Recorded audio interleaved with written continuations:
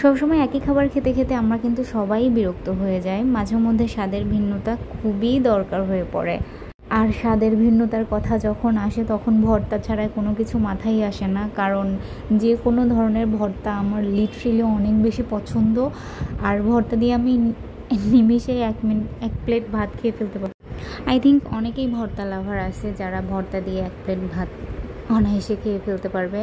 আমার মতো ভর্তা লাভাররা অবশ্যই আমাকে কমেন্টে জানাবেন। সো হ্যালো এভরিওয়ান, আসসালামু আলাইকুম। আজকে আমি দেখাবো একদম ভিন্ন একটা রেসিপি। ভিন্ন না যদিও, এটার সাথে অনেকেই পরিচিত। যেমন অনেকেই শাকও খেতে চায় না। লাউ শাক তো নর্মালি অনেকেই পছন্দ করে না বা খাইতে চায় না, অনেক আলসেমি লাগে, কারণ এটা কাটা বাছা একটু ঝামেলা। বাট লাউ শাকটা কিন্তু অনেক মজা। তো আজকে আমি এক পিস মাত্র রুই মাছের পেটি দিয়ে আর কয়েকটা লাউ শাকের পাতা দিয়ে সুন্দর একটা ভর্তা বানিয়ে ফেলবো। এটা এতটা ইয়াম্মি, একদম মুখে লেগে থাকার মতো। আপনারা যদি না ট্রাই করেন তাহলে বুঝবেন না।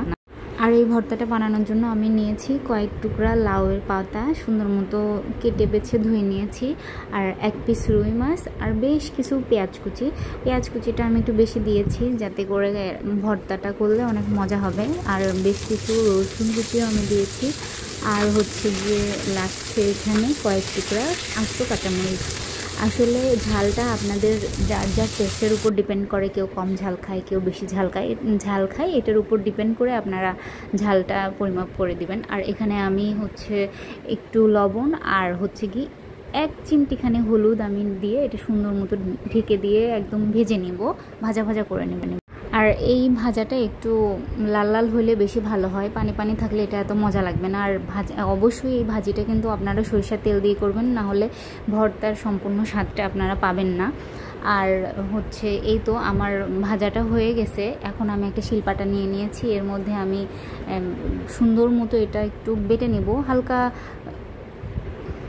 আর আমার পাটাটা একটু ছোট, তো এই জন্য আমার একবারে পাটায় আমি বাটতে পারিনি। এটা হচ্ছে আমি দুইবার করে নিয়েছি, দুইবার করে নিয়ে সুন্দর মতো বেটে নিয়েছি। আর এরই ফাঁকে আমি কয়েকটা শুকনা মরিচ ভেজে নিয়েছিলাম একই প্যানে, কারণ ভর্তা বানাবো আর সেটাতে শুকনা মরিচ হবে না, এটা আসলে আমি কল্পনা করতে পারি না। আমার শুকনা মরিচ অনেক পছন্দ, আর হচ্ছে আমি মোটামুটি ঝাল খাইতেও পছন্দ করি।